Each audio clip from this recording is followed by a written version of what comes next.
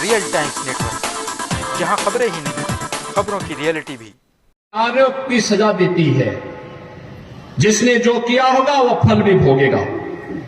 मामले न्यायालय में है, मेरिट के आधार पर न्यायालय निर्णय ले रही है, तो उसमें सरकार और पार्टी को दोषारोपण करने का कोई मतलब नहीं होता है।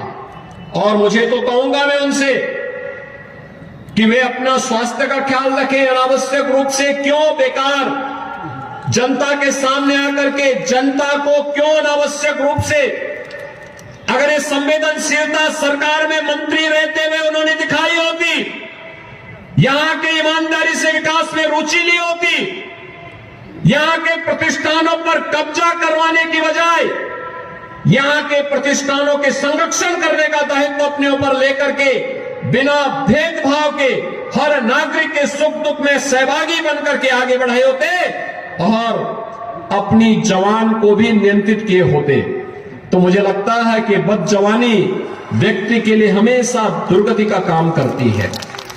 और मुझे लगता है कि यह आज भी हम उनसे यही कहेंगे।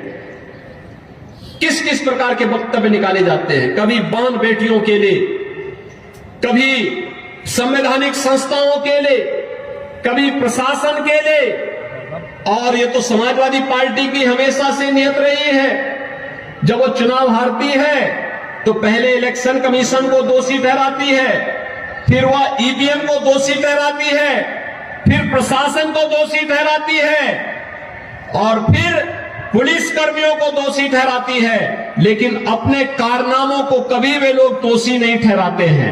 भाइयों बहनों, अगर अपने कारनामों को ये लोग दोषी ठहरा करके जनता के सामने माफी मांगते, हो सकता है जनता जनार्दन उन पर रहम करती।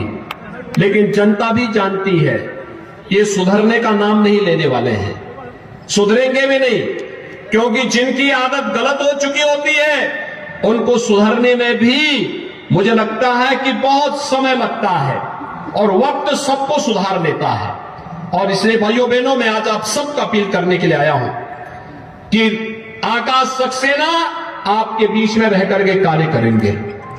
आकाश सक्सेना भारतीय जनता पार्टी के हमारे जनप्रतिनिधि और पदाधिकारियों के साथ मिलकर के यहां के व्यापारियों, यहां के उद्यमियों, यहां के हस्तशिल्पियों, यहां के कारीगरों, इन सब के साथ मिलकर के रामपुर को उसकी पुरातन पहचान दिलाने का काम करेंगे। रहिए real times network. Please like, share and subscribe real times network.